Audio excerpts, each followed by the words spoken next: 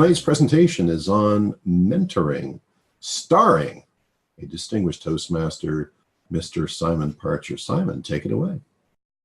Quite exciting, actually, to be able to do something like this in District 61. It's only started this year, I believe, and so today we're going to be talking about how to be a mentor. Now, there are many aspects to mentoring.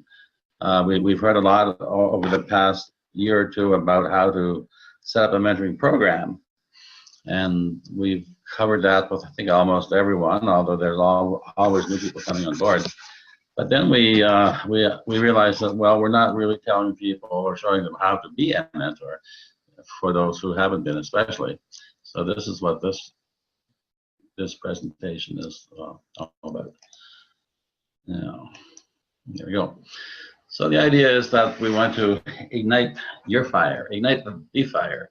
And we have a document that the Mentoring Ambassador group has created called Ignite the Fire.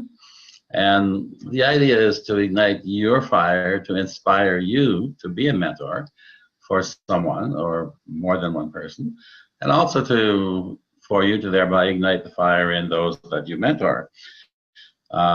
Hopefully it's already ignited to some degree, at least flickering a little bit, but it might be out altogether, so you'll have to get it started for them. But that's how we share knowledge and keep the district stronger, by sharing our knowledge. I'm sure there's many definitions for mentoring. One is by a fellow named John Crosby. Now, I don't think he's the John Crosby from Newfoundland who was a Conservative MP about 20 years ago. But at any rate, he says mentoring is a brain to pick, an ear to listen, and a push in the right direction. So that's one way to sum it up. I'd like to know who out there has been a mentor for someone. And if you'd like to tell us, just talk for maybe 30 seconds or a minute about your experience, if you have. Yes, I'm Céline from Club Dynamique de Laval, and yes, I've been with Toastmasters for 2 years, and I'm currently mentoring a two-person. And what I like about it is indeed help them guide. I like to provide them guidance as to what to do next, and also encourage them to continue and so that they can learn. So it's been very rewarding for me and for themselves as well. So it's a great experience. That's excellent. Good job. Anybody else? So the presentation has two sides to it, or two parts. The first part is about the information and documentation you can provide to to the person that you're mentoring. And here I'm going to establish the name, or what we call the person that we mentor. It used to be called a mentee in the old documentation in Toastmasters, but now the new Pathways program calls the person you're mentoring a protégé. So from now on, we'll be talking about mentors and their protégés. So that's what the first part is. The second part, we'll cover the mentoring process, the steps you can go through while you're being a mentor. So with regard to information and documentation, we'll start with the club documentation. The first thing I have there is the visitor and new member kit. This is something that every club should have. It might contain slightly different things depending on whether you're going to give it to a guest, a visitor, or a new member. But some of the things that would be in there would be, for instance, a membership application form, especially for the guest. A member certificate, perhaps. It could be in there for the guest and the new member. It could be filled out for the new member, but left blank for the guest. And that would show them what they'll receive if they join the club. You could put a meeting agenda in the guest kit.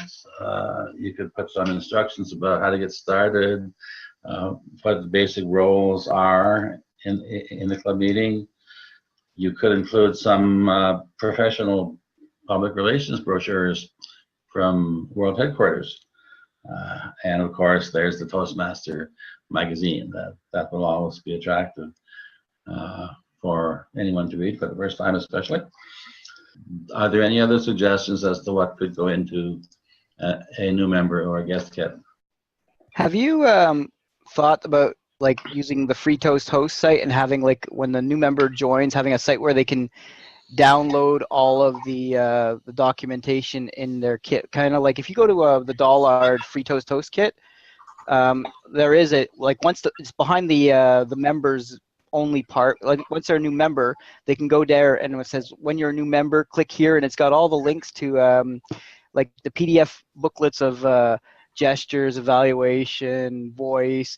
It's got the bio sheets for them to fill in. It's got do you want to mentor? It's got like the mentor sheets and surveys are all digitalized and they're inside this one kit, and it says like day 1 do this, day 2 do this. It's step by step, so they can do it at their own leisure, but it's inside the Free Toast host platform as opposed to having paper kits. Now, is this for new members or for new mentors? It's for the new member, but with inside that, one of the pieces is leading to where they are as a, if they want the mentor program as well. Yeah, well, that sounds like a great resource. I wasn't aware of it myself, but that's good to know. And that's something we could put in the new member kit. We could put that link, you know, that address for. I don't know if it's actually something that is like generic or if it was something that our club actually created, because we had a really cool webmaster for many years that did a lot of this like stuff. So it might only be something that is inside our club, but if somebody wants to look at it or wants to get a copy of it, if they reach out, I could probably get that for them. Thanks, Todd. Was there someone else wanting to say something? Ryan, this is Leona. I know previously for new members, we used to put in a copy of the icebreaker. Okay, yeah, that's a good idea, sure. Receive their manuals, eh? Now everything's online, but sometimes just having a copy could entice them. Yeah, that wouldn't hurt to show them what to expect, although now they can access it pretty much instantly once they learn how to use Pathways. They can get in there and print off the stuff they need. But yeah, that's a good idea to show them what they're going to be starting with. Good. Any other ideas for the kit? Yeah, well, in our clubs, what we've been doing lately is a follow-up when someone first joins. I know that they get a welcome email from Toastmasters International. I'll send them a club welcome email. In the email is all the different ways they can stay connected with people through social media, our Twitter account, the district's accounts, and so on. Great. Especially important these days while we're branching into the cyberspace area. Wonderful. Okay, well, great. Thanks, everyone. I'm going to move along now, and you can. So, customs and procedures of the club. That's something else you can give to your protege. These would be things like basic things like the start time of your meetings, the end time, how long the meetings last, the things your club does that maybe not every club might do. Things like voting for the best speaker, the best evaluator, the best tabletop speaker.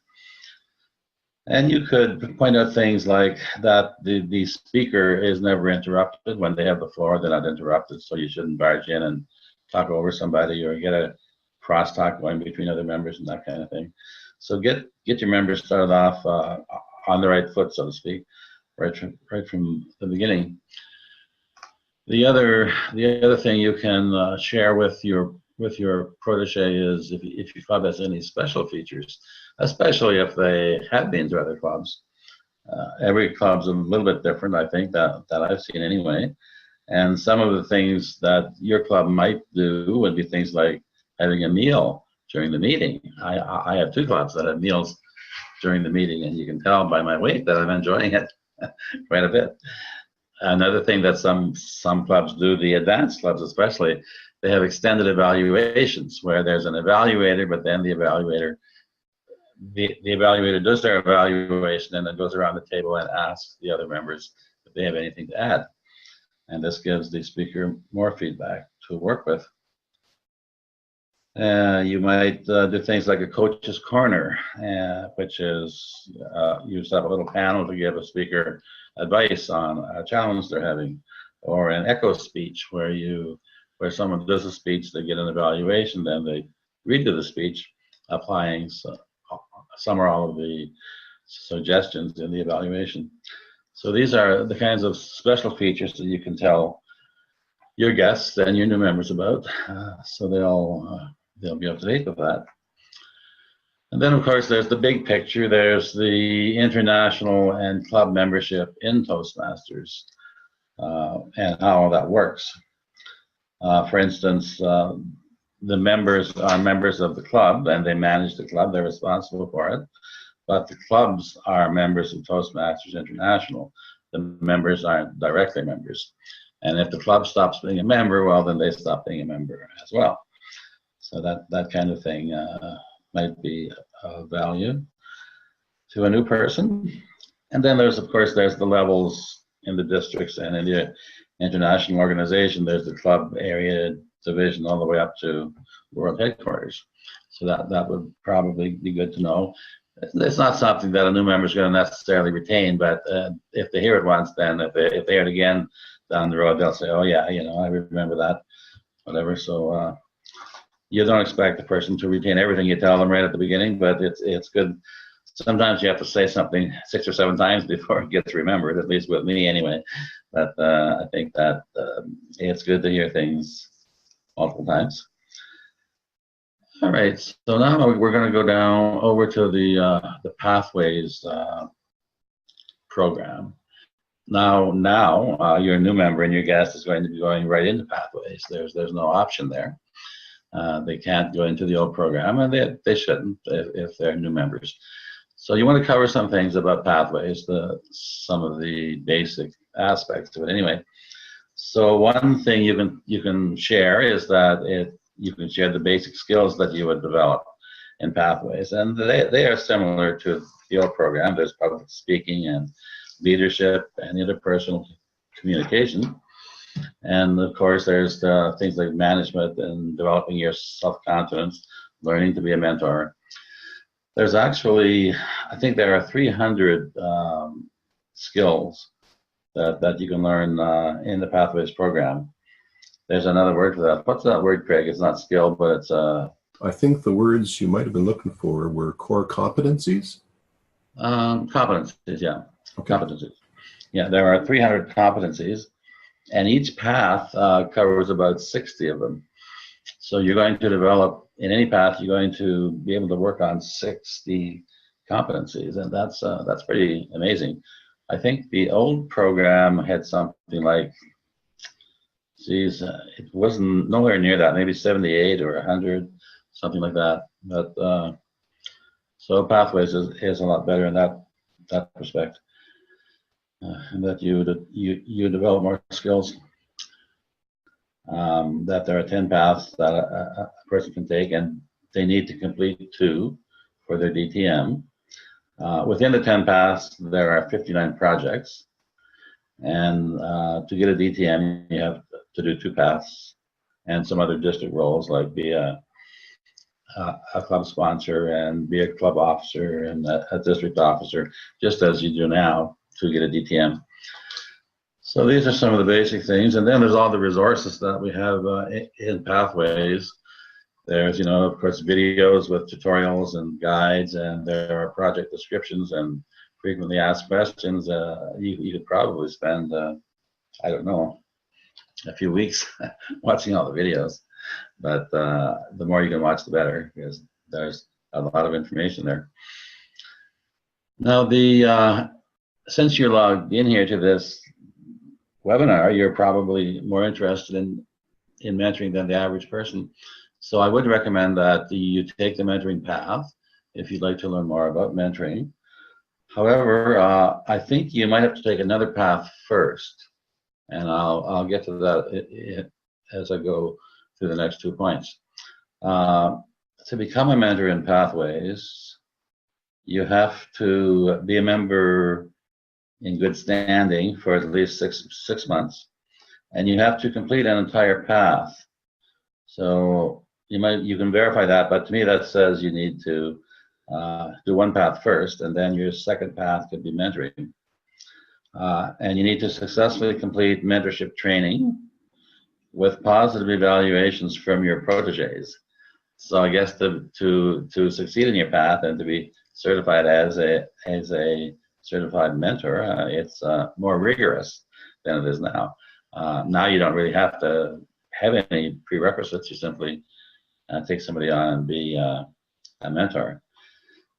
Once you become a mentor, it lasts for 6 months, and you can that can be extended if both the protege and the mentor agree. So there are criteria not to be a mentor. So that's something you can make note of. To be a protege, any member can be a protege. Even if you have years of experience, you could benefit from the support of a mentor as much as a new member working towards his first speech. I had a mentor here this evening, actually. Craig mentored me on how to do this webinar because I'd never used Zoom before. So there you go. See, I've been here for many, many years, but there are still things to learn. So great. So we'll move along here, and the next thing is the forms. There are lots of forms that have to do with mentoring when you're signing up a mentor to somebody. Now, this will be done mostly by the mentoring coordinator in the club, if the club has one. The VP of Education is responsible for the club's mentoring program, and if he or she doesn't find a mentoring coordinator, then it's up to him to run the program. So if you're a VP Ed, find yourself a mentoring coordinator and download the work to that person. It's good experience. The first thing you would do is do a presentation to the club. There's a good presentation in the Successful Club series on mentoring. It's about 10 or 15 minutes long, and it really explains the program well to people who are not familiar with it, or the mentoring program. I guess it's the old mentoring program, but even the new one will need the same kinds of forms. First of all, you need a form to ask people if they want to be a mentor or a protege. And once you find out who wants a mentor, who wants to be a mentor, you match them up, and then you assign them the role. You officially assign them. There's a form for that assigns mentors and proteges, and it identifies everyone involved. There's a mentor certificate that you would give to the mentor for being a mentor. And then there is a lot of information on mentoring currently on the District 61 website right now. The link is here on this page of forms. So there's lots and lots of stuff in there that would be useful to anyone, training about mentoring or wanting to be a mentor, or who is a mentor. As I imagine there might be some overlap with what's on the Pre-Toast Host, but actually there may not be a lot of overlap. I'm not sure what's on Pre-Toast Host, but between the two of them, I'm sure you'll probably have all the information you need to learn to be a good mentor. Okay, so that's all the documentation and forms now. So who wants to talk? Hi, it's Céline. Yes, you've mentioned something about host, like two places to find documents. One is on the website for District 61, but you said there's another place. Yes, well, Todd was mentioning that on the Pre-Toast Host website, there's a place where you can get a lot of documentation. So if your club has a Pre-Toast Host website, you can click on a menu and get a lot of documentation about being a member and about mentoring as well. Okay, thank you. Yeah. Any other comments or ideas? Simon. Yes, Craig. Under the old program, being a sponsor or mentor or club coach was one of the requirements for Distinguished Toastmaster.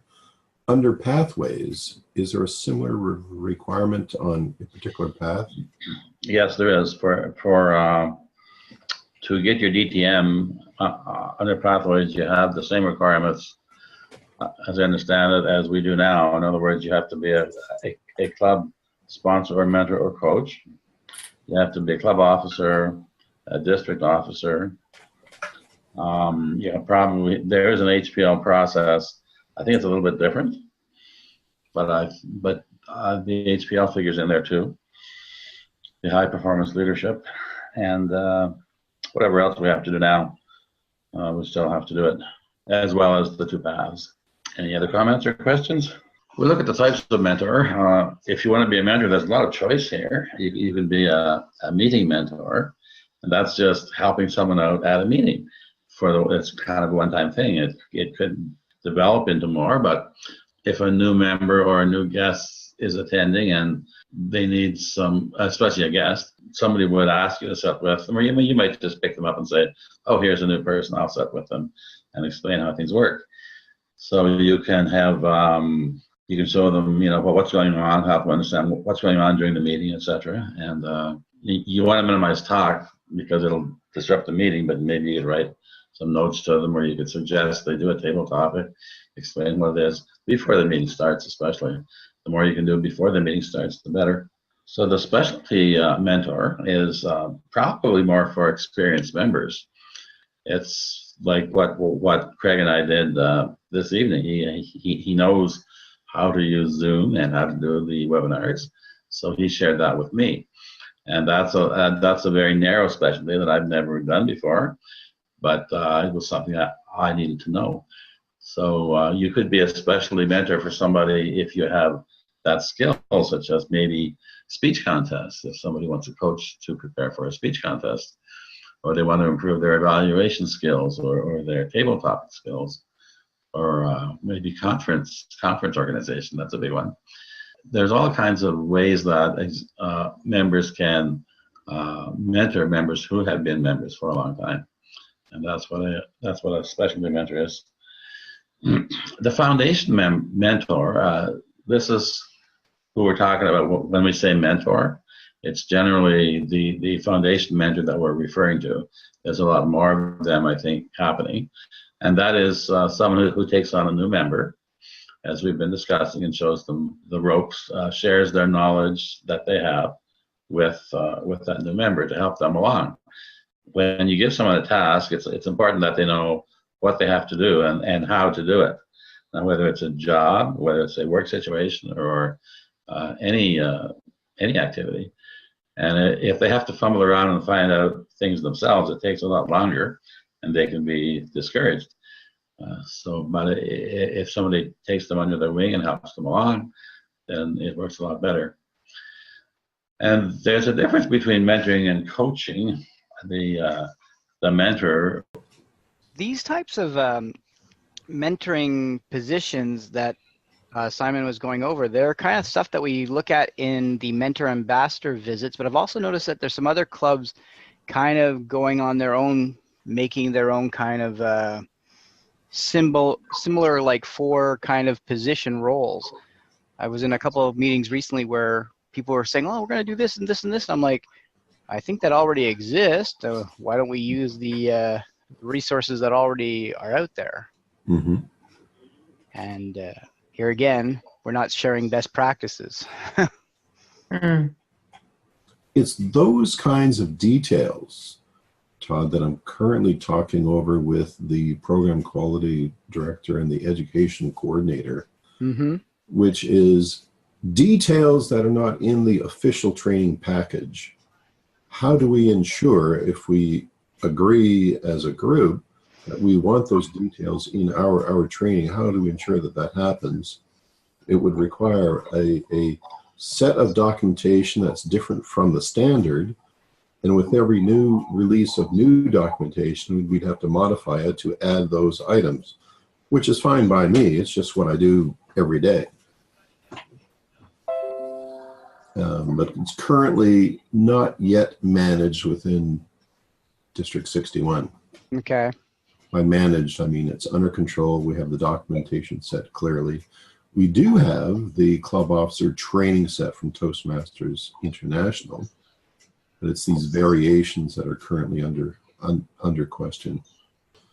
But if you guys notice things, particular sets of information that really are wow, they're different, I'd be happy to hear about it and copy the individual directly, whether it relates to program quality or conferences or whatever. Well, we have a moment. We have a backlog of thousands of documents to go through from our past website, documents and data. And I guess as you get a lot of pathway stuff, it'll supersede a lot of the old files that you have in the district right now as well. Yes, July 1 of 2020, when the old recognition system is gone, there's a bunch of templates and the Toastmasters Educational Program Progress Workbook. Mm-hmm. There's a bunch of tools and templates out there that'll just drop off. Oh, okay. Yeah. So we're aware of that one. So I was asking, it's Todd again, I was asking Simon and I guess Craig, before you came online, I was saying, how did you choose, or how do the people choose to do webinars? Oh, well, I'm actually recruiting. So Well, that's what they said your name, so that's why I'm asking you. Yeah, so there are various themes that the PR committee went over, and I actually have a few openings. I can tell you what some of them are in the event that you might be interested, Todd. Or you know what, Todd, we could do it offline. Okay. So after the call, I'll send you the subject matters that I'm looking into. Okay. Mentoring is sharing what you know with somebody else in an unprofessional manner. It doesn't mean that you're all right. So mentoring and coaching, it seems to be a bad luck subject. So I'm not going to stick on it too long. We know what mentoring is. It's helping somebody out. Coaching is when you're an expert in something and you have a short-term goal of making someone the very best to learn that skill, either to compete or for whatever reason. So if you're a coach, you're kind of more of an expert. If you're a mentor, you're just being a friend helping somebody along. There's more to it than that, but I'm going to skip along to the next item. The mentor coach. Now this is not the best term. We're going to find a new term for this because it combines mentor and coach, which might be confusing, but I'll explain to you what it means. A mentor coach is somebody in the club who is kind of an expert at mentoring. Like I said, coaching means you're an expert. So yeah, someone who knows all about mentoring, who's really good at it, and they can help the other club members to be a better mentor. Therefore, they're a mentor coach. So if you have somebody like that in your club, as well as a mentor coordinator, well, you're kind of all set, because you'll have people assigned as mentors and you'll have a coach to help them to be a mentor. And we're going to now talk about some of the things that a coach might tell you. There's kind of a cycle in the relationship with a mentor. The first thing you do is you build a relationship with them. So you get to know them as an individual, and you become maybe not a friend, but you should establish a good relationship, a friendship relationship, if you can. And then once that's done, and you can talk to them using that, then you establish your mentor relationship with them, your mentor-protege relationship. Talk about their goals, what they want to achieve, and where they see themselves in 6 months, that kind of thing. And then you make a plan with them as to how to proceed. And the next step is to then support them to be the mentor, to help them along, to help them to learn things and to progress in whatever their goals are. And then hopefully by that, after a few months, then you have achieved the goals that you set out to achieve, and then you can transform the relationship. Now the transform could be to end the relationship, because mentoring shouldn't go on forever with the same person. It could go on for a long time, but it doesn't have to. If you both want to stay together and do some more work, you can make another set of goals, etc., and work on them. Otherwise, you end the relationship, and then maybe you get another you get another protege, or they get another mentor to help them with different areas, etc. So that's the sort of an overview of the process. And so, like I said, the first step is getting to know one another. There's a little bit of overlap here. the communication to use, that's really up to both of you, whatever works well. It could be in person, that's the best, if you can meet in person for your mentor protege meetings. If not, you can use Skype, or you can use Zoom if your computer doesn't reboot on you too often. Or, you can use the telephone, or you can use Skype by telephone. So you can, there's lots of ways now to get together with people. So whatever works for you. And again, the duration of the relationship shouldn't be forever. It could be a few weeks, it could be a few months, but probably after a few months, you should revisit and see how things are going.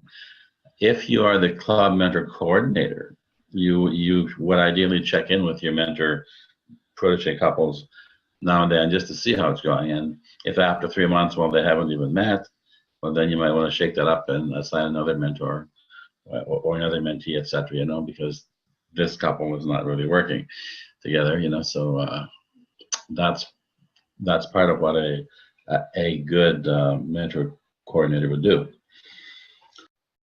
Yes, duration of the relation. Okay, so now we're just going to talk about the meetings that you're going to have with your protege, with the person you're mentoring.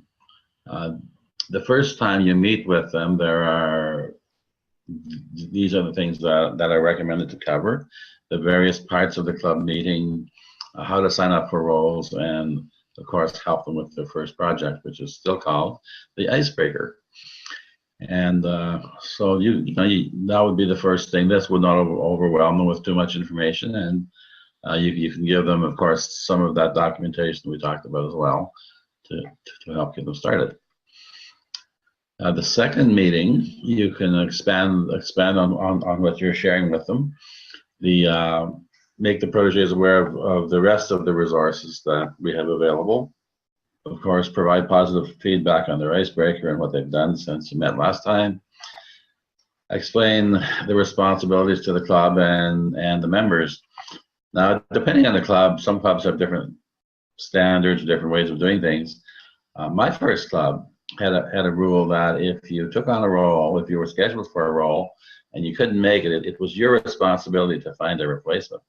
And that worked pretty well. Not everyone did, but it worked pretty well. At least half the time people found their own replacements, and they knew that was their responsibility. So it could be just to show up at every meeting, unless you can't for some reason, but make an effort to be there, etc. And then, of course, you would help your protege with speech number 2 and 3 and any other assignments that they had to work on. So that's your second meeting, and what you could do in your second meeting. And then over time, in future meetings, not all at the same time, but in your next few meetings, you would share how you maybe tell them your story, if you haven't already, how you have benefited from Toastmasters. You would invite the protege to go outside the club, to visit other clubs, to attend some speech contests, and of course the conferences or the TLIs as well. And it could even be like club anniversaries or other events. Encourage them to get out to see how things are done. You would acknowledge your protege's progress, of course, and give them praise and recognition for what they have accomplished. Explain the club officer roles and encourage them to take one in the next election. You would explain how the speech contests work and maybe show them, the rule book and go over some of the high-level stuff with them, so they understand what contests are, what they're all about. And as I said earlier, you would explain the Toastmaster organization, the different levels, and how that all works, how the club fits into the overall Toastmaster organization. So these are I really like these. I'm just going to go over them again. It's sort of a 1, 2, and 3, 4, 5 meetings. It's nice to have this little reference here to give you ideas as to how to approach mentoring. So you don't have to think about what I'm going to say. You can use this, or you can make up your own schedule too. But this is a good place to start. We'll talk a little bit about we've talked a bit about mentoring experienced members. I think we've already covered most of this. Pathways is an interesting aspect because all the experienced members will need mentoring in Pathways, just like a new member will. So that for those of us who've learned it, not really myself that well yet, but I am in Pathways. But for those of us who understand that we can help others come along and get engaged. And that's very important, because I think a lot of longtime members, some longtime members anyway, may not be that interested in Pathways for whatever reason. They might say, maybe I'll quit Toastmasters, or it's too hard to learn, or I don't like computers, or whatever. But if you help people understand how easy it really is, once you learn it, then they might be more encouraged to stick around and to actually do Pathways. You can mentor experienced members on contest speeches. Of course, everyone who joins a contest needs feedback as to how they can improve. You can talk about leadership to experienced members, and of course, there are lots of other things too. When you have meetings with your protégés, you should keep a little record of what you discussed. If there were any problems that had to be resolved, things like that, so you can review that before your next meetings, just to bring yourself up to date as to where you were, and make some notes as to how they're doing, how you think they're doing, how they're progressing, and if they've done some things very well, or if they need some help in that particular area, you can make a little note of that too. The periodic evaluations should be done by the mentor and the mentor coordinator for the club. Is it productive? Is it still working? Or is a change required? Because, after a few months, you've helped somebody all that you can, depending on what level you're at, and maybe they could use some other help. And with respect to that, there's nothing wrong with a person having 2 or 3 or 4 mentors. If they know people outside their club, they could have a mentor outside their club and 2 in the club or whatever. And a person can have more than one protege as well, so it doesn't have to be just one-on-one. And we're at the questions. So now, Craig, you can open up, and we'll take any questions and wrap it up. Well, it was a nice refresher for me. Thank you very much, Simon. You covered a lot of ground. It was very interesting. Thanks. Yeah, well, thank you for being here. Any other comments or questions? Yep, there was an item in the chat there. Do you know how to get credit for being a mentor for a new member? It used to be under Competent Leader 9 and Advanced Communicator Gold. I guess it's under Pathways. How does that work? Well, I talked a bit about how to be a mentor. They have criteria now to be a mentor, so they have more stringent criteria. So once you've been a mentor, I'm sure they have a recognition system, either a certificate or a credit towards something. It will certainly be a credit towards the mentor path, I'm sure. It would be one of the projects or whatever. Okay, well, certainly clearly under the mentor path. Any idea if it's under any other paths? Well, as I said earlier, there are 300 competencies and cover 60 of it on every path. So that means that they're duplicated. The competencies are covered in more than one path, generally. I don't know if the mentor one is covered in more than one path. I'm not sure, but it could be. All right, thanks. Hi, Céline. I think on level 2, there is one portion which is what did it mean for you to be a mentee? But also, once we do that level 2 project, we have the possibility to do the mentoring program with Pathways, which has 3 projects in it, and that's give a certificate, and that's part of one project completed. I don't know if that's what you meant by asking if we get a credit, but that's really a certificate, like one accomplishment. No, that's not what I meant. Oh, okay. What I think is the case that there is no incentive for people to be a mentor. So you get very few people who actually want to being a mentor. And so if there's no incentive, there's less reason to do it. And so I see a lot of people hesitating to be a mentor and also to ask for a mentor. So one of my solutions is sort of if there would be if I would know there's a credit, so at least people can be told, why they should do it to pass a level up to the DTM. Well, in the old system, there is a credit for being a mentor that goes towards your AC Gold. Yeah, I know, but how is that in Pathways? And if you may not know the answer, maybe you can follow up and let us know, or let me know. Yeah, well, in Pathways, as I said, there's a mentoring path, and I'm sure that being a mentor is part. Yeah, but that's not what because you don't need to take the mentoring path if you don't want to. That's right. And also, that's way too late. You need to have a mentor from day one, in my opinion. You need to get people to start right away. You have to coach them right away. Before you know it, they are discouraged and they leave. And so I feel, and it has to start quicker. Okay, well, I'll look into that to get a bit more information. Another way around that I do is I call it buddy or friend or just support or just a reviewer of a speech. The people are very overwhelmed by the word mentor, and also whether it's called protégé or mentee, it just doesn't click with most people who I deal with. And so I agree. Call it buddy or friend, or send me a draft. I'll have a look at it.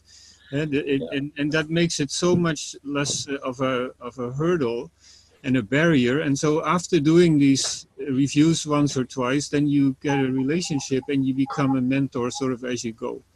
But since it's so official and so overloaded, and I feel that the word is very charged, so it doesn't work. At least not in the clubs I go to. Yeah. Well, I don't think anyone has to refer to their mentee as a mentee or a protege. As a matter of fact, most people talk about the mentor, but they don't really give the mentee an actual name. Mentor is the same, Simon. I feel it's both very charged. I'm your mentor. Well, imagine what that means.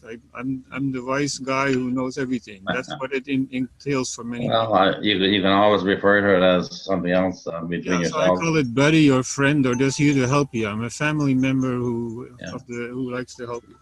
Sure. But anyway, this is sort of just where it comes from. And if there's no incentive, then people don't really want to be a mentor because it's just an extra headache. Well, that's true. We need to encourage people to do it by showing how they can gain what they can gain. I think anyone who helps somebody else gains a lot, because when you help teach somebody something, you learn it better yourself. I agree, but if you look at the numbers, there are so many people who don't have a mentor. So in theory, we all think you're right. And you are right, but it doesn't work that way. So I think there's a practical side to it that doesn't work. Well, it hasn't been working that way. I agree. It's been underused, and that's why we've established a mentor circle over the past couple of years to go to the clubs and in the areas and help the members understand how they can benefit from being a mentor. And how is that working? Exactly. That's working pretty good. We're increasing the number of clubs that have mentorship programs. Well, okay.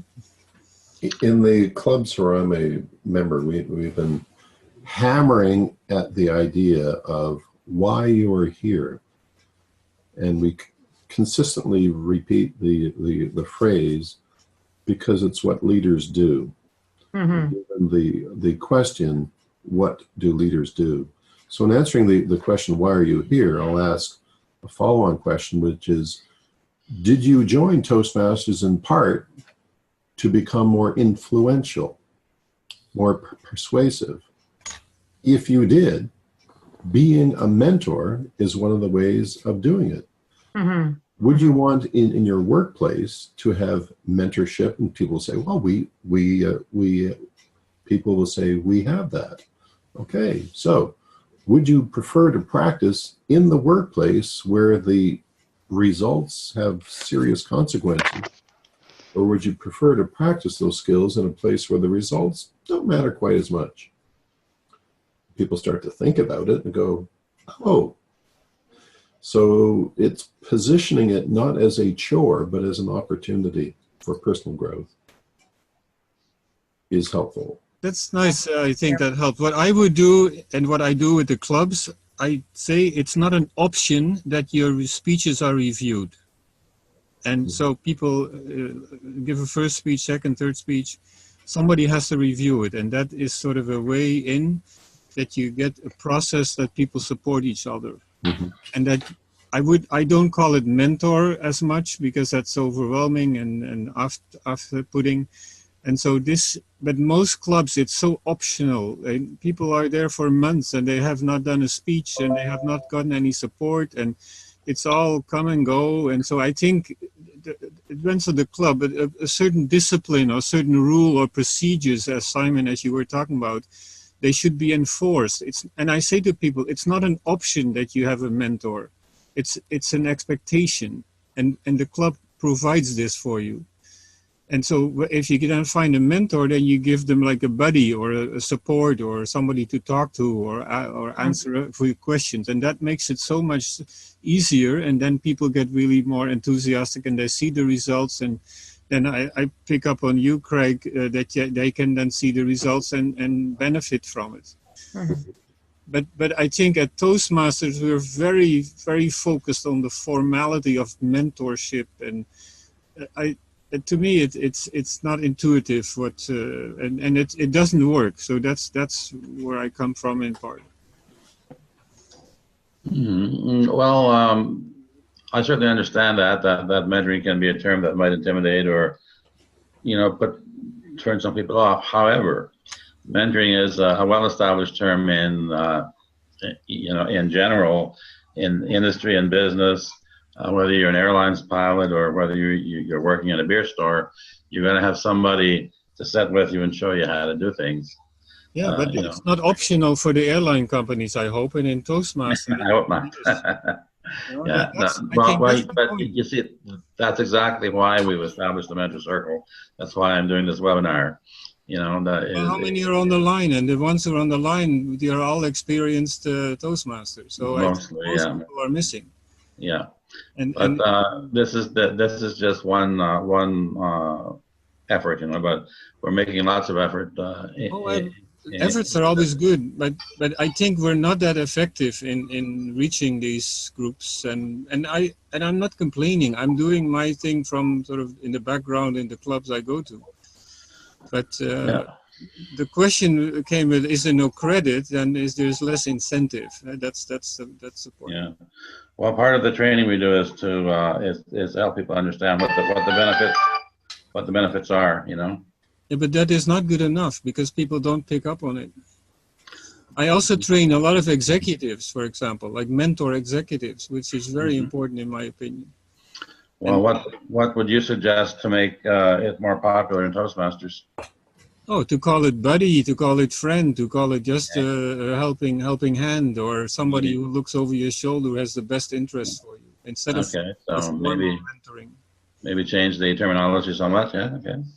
That's worked for me at least, and also I actually, for example, when I'm the chair of a meeting, I contact the Toastmaster and I contact people. I say, are you ready for your role and do you need any help? Somebody fell off her chair when she got that email.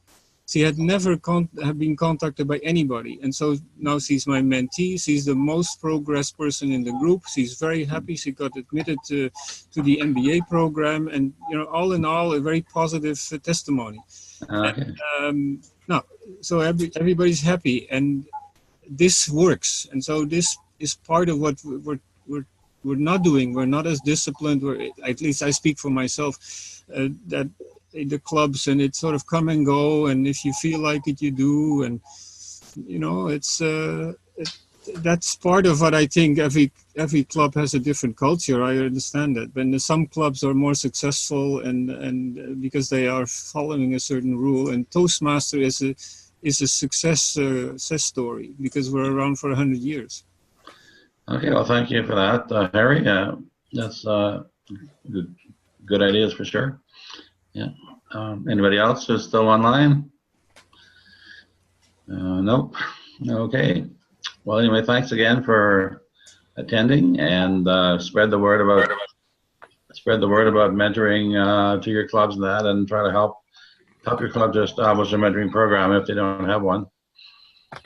Thank you. Thank Thanks you. so much, Simon. Thank you, everyone. Okay. Good night, everyone. Before you go, I didn't see any of the slides after you came back. So when you're going to be doing the recorded version, Yeah. you might want to just replay these slides a little bit because there was no presentation after Simon came back online on my computer. Will Oh. do. Did anybody else see the slides? No. No. Oh, really? If anyone's interested in how I do that, technically, I get the PowerPoint and I save the PowerPoint as PNG files, Mm-hmm. and I drop those files into the video editor, so I don't re-record the PowerPoint as it's playing. It's done at edit time. Yeah, cool. Oh, okay. So I can throw in a picture of Simon if you want, or anything. You're the best, Greg. You're kind. Okay, well, good night, everyone. Good night.